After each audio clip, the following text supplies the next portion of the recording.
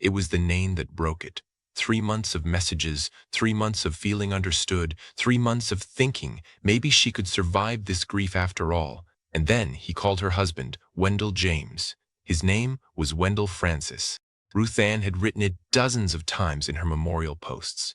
The man who called himself Michael Torres had never met Wendell. He'd never lost a wife named Elena to cancer. He'd been reading Ruth Ann's public grief and selling it back to her word by word. She was 68 years old, a retired hospice nurse. She'd held the hands of dying strangers for 30 years, and now she understood what had really been happening. He'd studied her worst days like a textbook. He'd weaponized her dead husband's memory. Ruth Ann didn't cry. She opened a notebook and started writing down every lie he'd ever told her. Ruth Ann made her coffee the same way every morning. 1 cup, 1 spoon of sugar. She used to make 2 cups. Wendell took his black.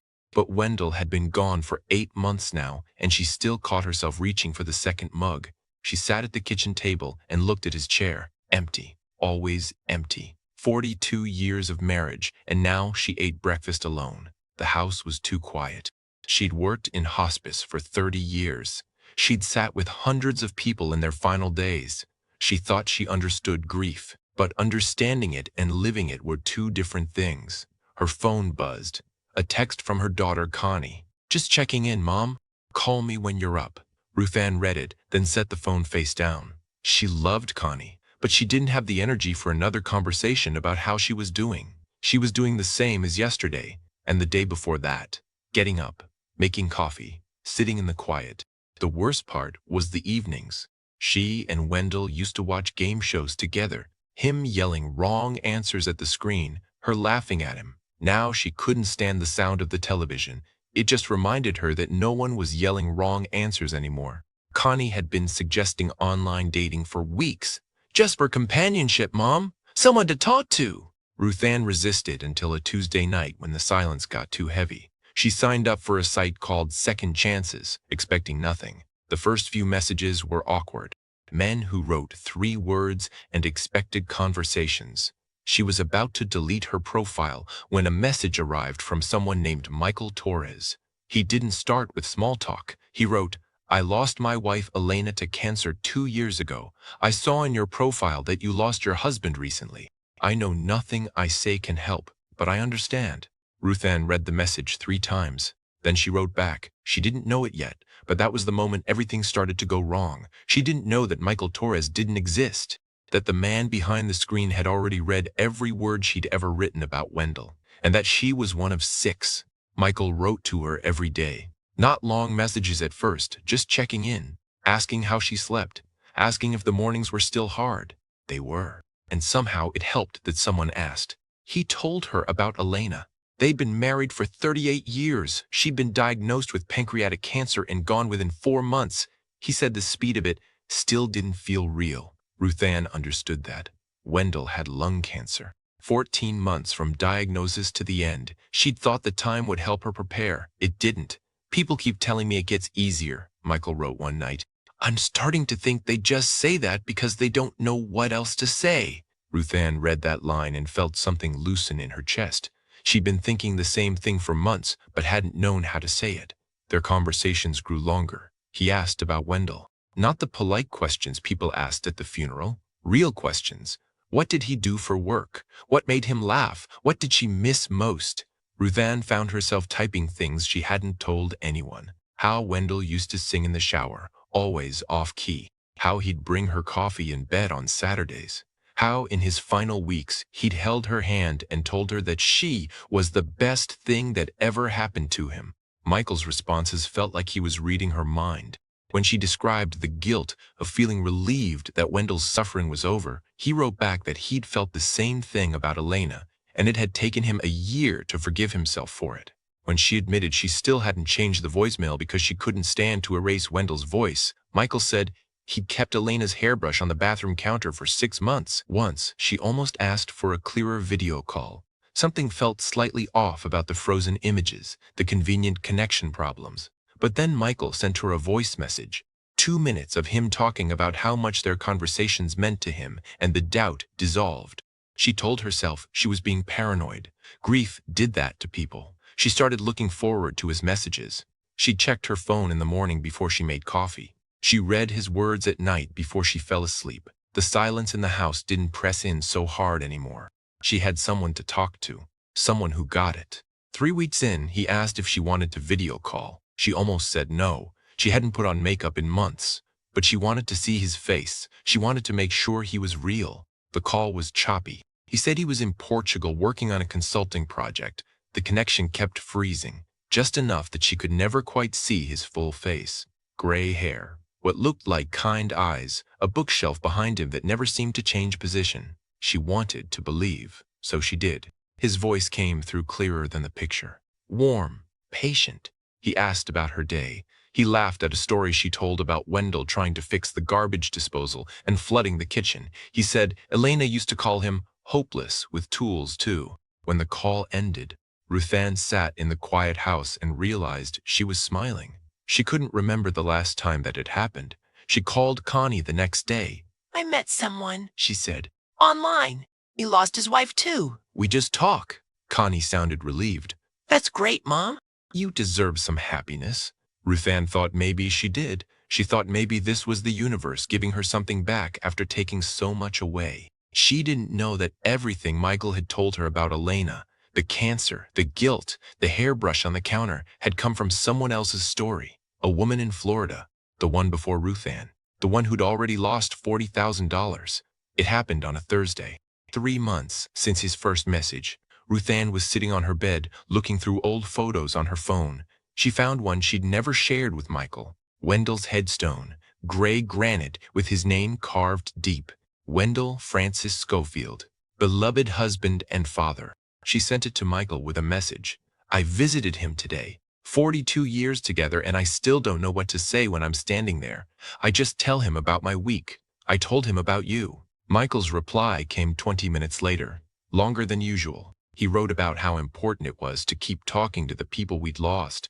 He said Elena's grave was in a small cemetery outside Lisbon, and he hadn't been able to visit since he'd started traveling for work.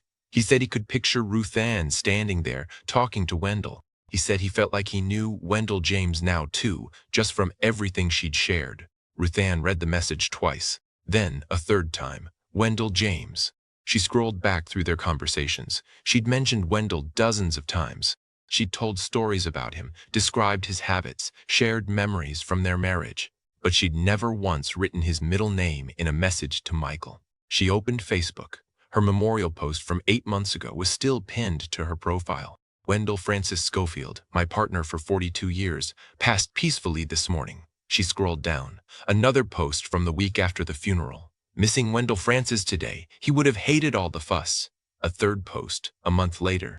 3 weeks ago, I said goodbye to Wendell Francis. The house is so quiet. Wendell Francis.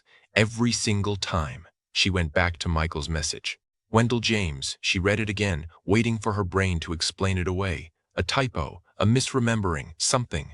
But there was no explanation. Wendell James was a name she'd never written, a name that didn't exist anywhere except in his reply. Ruthann set the phone down on the bed. She didn't move for a long time. Her mind worked through it slowly, carefully, the way she used to work through patient charts when something didn't add up.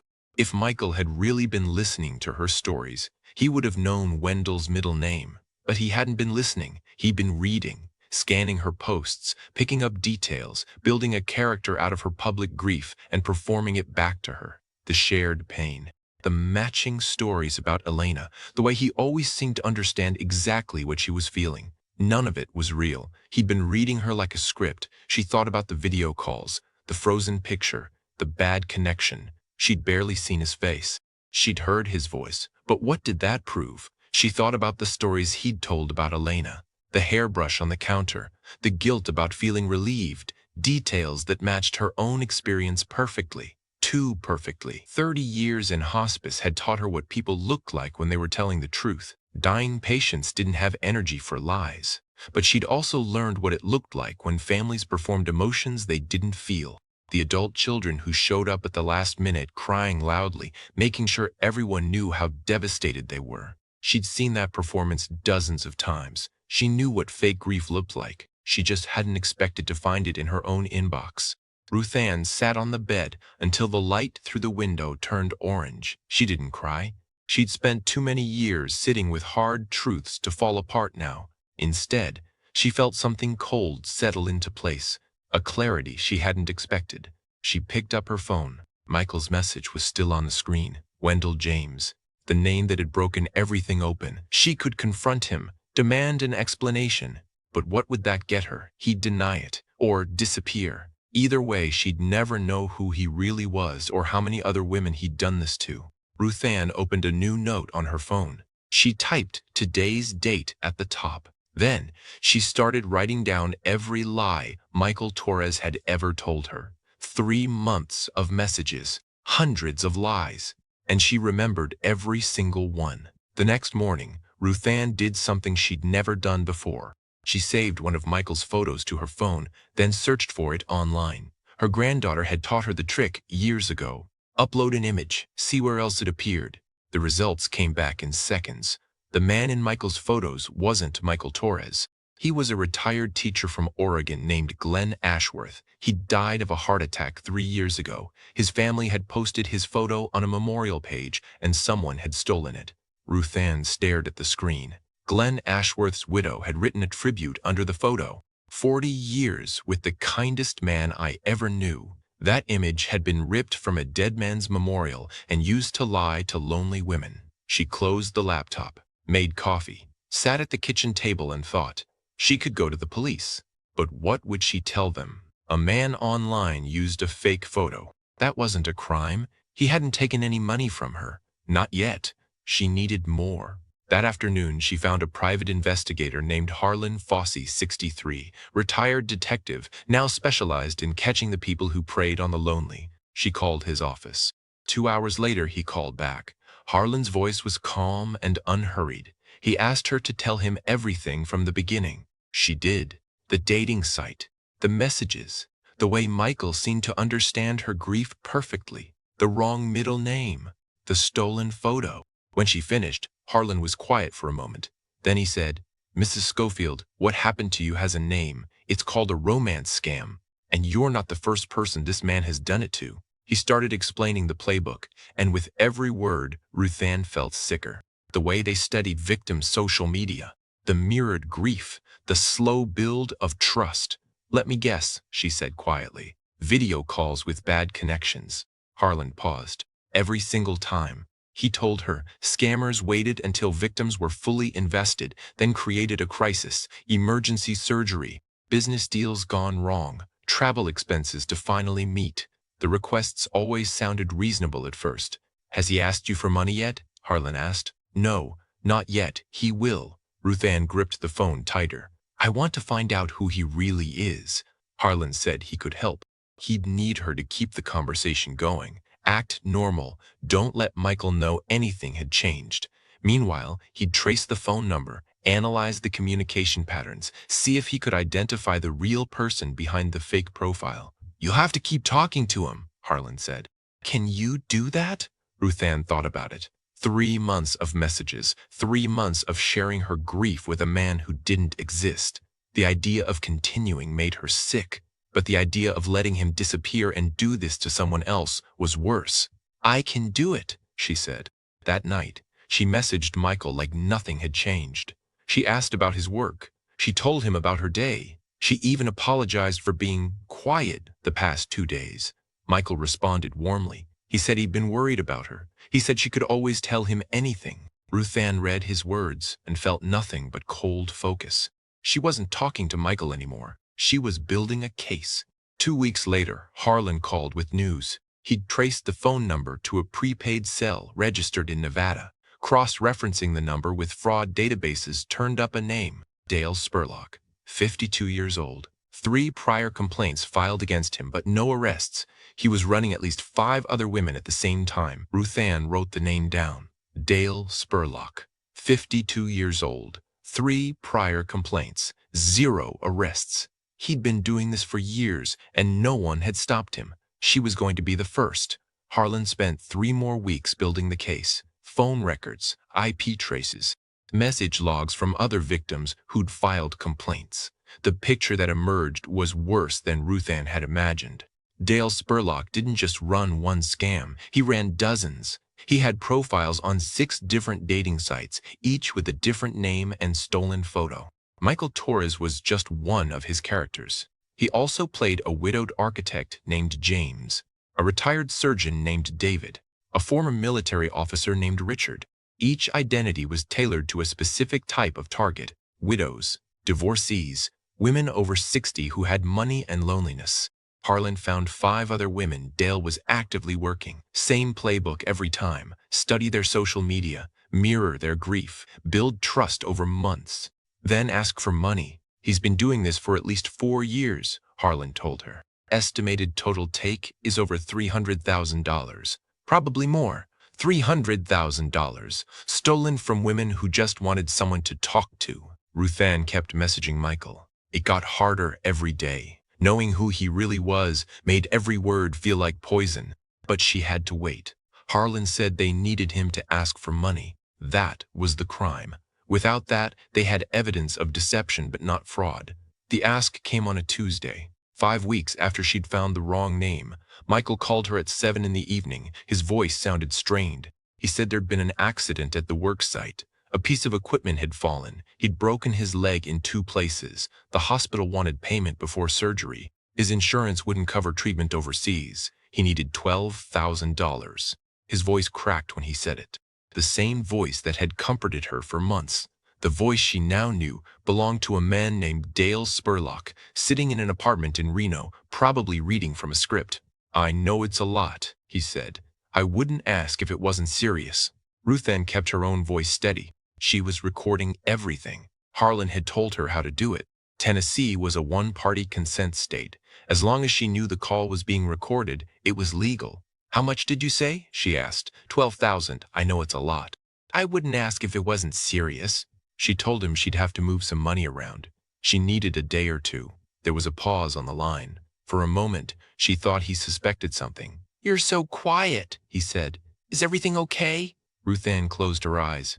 30 years of hospice work. 30 years of keeping her voice calm when everything was falling apart. "I'm just worried about you," she said. "I'll figure out the money." He thanked her over and over. He said she was the most generous person he'd ever known. She hung up and sat in the dark for a long time. The next morning she sent everything to Harlan: the recording, the screenshots, the complete history of their messages. Harlan compiled it with the evidence he'd gathered from other victims and sent the package to Nevada authorities. 2 weeks later, her phone rang. "They arrested him this morning," Harlan said. "Found him in an apartment in Reno. 7 phones, laptops full of victim profiles.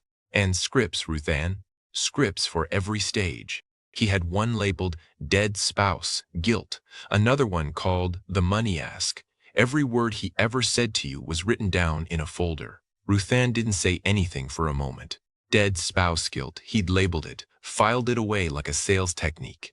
"How many women?" she asked. "At least 6 confirmed. Probably more who never came forward. 6 women, maybe more. All of them had opened their hearts to a man who didn't exist. All of them had shared their pain with someone who saw it as nothing but an opportunity." Harlan told her the authorities would be in touch. They'd want her statement. She might be asked to testify. Dale was facing multiple counts of wire fraud. If convicted, he could get years. She thanked Harlan and hung up. The house was quiet. Wendell's chair was still empty. Nothing had changed, really. The grief was still there. The silence was still there. But something else was there, too. Dale Spurlock was sitting in a cell in Nevada. His phones had been seized. His scripts had been found. Every woman he'd been working was going to get a call from investigators telling them the truth. Ruthann went to the kitchen and made herself coffee. 1 cup, 1 spoon of sugar. She sat at the table and looked at Wendell's chair. Dale Spurlock was in custody, but Ruthann wasn't done. She had something to say to him, and she was going to make sure he heard every word. The prosecutor's office called her 3 weeks later. Dale Spurlock had been charged with 6 counts of wire fraud. He was facing trial in Nevada. They were building their case and wanted victim impact statements. Ruthann could submit a written statement.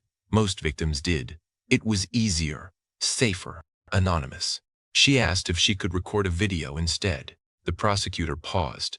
"You'd be on the record. Your face, your name. Are you sure?" Ruth Ann said she was sure. She set up her laptop on the kitchen table. Wendell's chair was just out of frame. She wore the blue blouse she'd bought for his funeral. She wanted to look like herself, not a victim, not someone broken, just a 68-year-old woman who had something to say. She pressed record.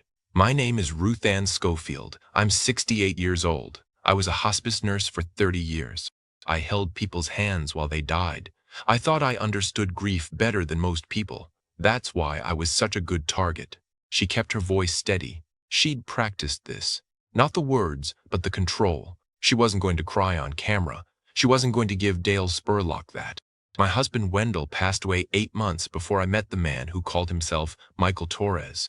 I was lonely. I was struggling. And when Michael reached out, he said all the right things. He said he'd lost his wife too. He said he understood what I was going through.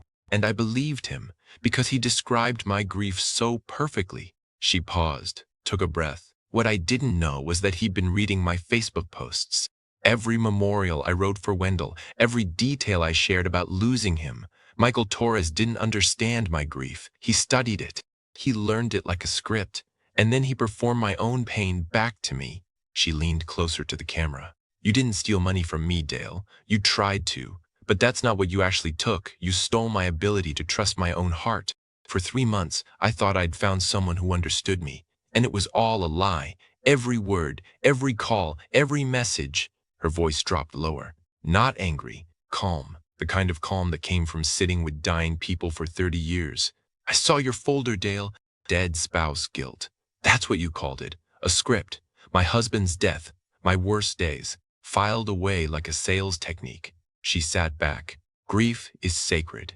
It's how we hold on to the people we lost. It's not a weakness to exploit. It's not a script to memorize. But you knew that. You counted on it. You weaponized a widow's pain because you thought it made me easy money. She looked directly into the camera. You were wrong. The video went to the prosecutor. A month later, Dale Spurlock was convicted on all 6 counts. The judge sentenced him to 7 years in federal prison. Ruth Ann watched the sentencing on a video feed. Dale's face showed nothing. No remorse, no shame, just the blank expression of someone calculating his next move. She didn't need his remorse. She needed him gone. 6 months later, Ruth Ann started a support group at the community center. Tuesday nights, coffee and folding chairs. Women who'd been through what she'd been through. Some of them had lost money. All of them had lost something harder to measure. Trust, dignity, the belief that they could recognize a lie when they heard one. She never told them they were stupid. She never told them they should have known. She just listened. And sometimes, when a new woman sat down with shaking hands and couldn't meet anyone's eyes, Ruth Ann would say, "You're not the first, and you won't be the last, but you're here. That's what matters." On Sundays, she still visited Wendell's grave. She told him about her week, about the women in her group, about the letters she got sometimes from people who'd read about her case and wanted to thank her. One Sunday, she stood at the headstone for a long time. Wendell Francis Schofield, beloved husband and father. "I didn't let him win," she said quietly, "and I didn't let him take you from me twice." She touched the cold granite. Then she walked back to her car, drove home, and made herself a cup of coffee. 1 cup, 1 spoon of sugar. The silence didn't feel so heavy anymore.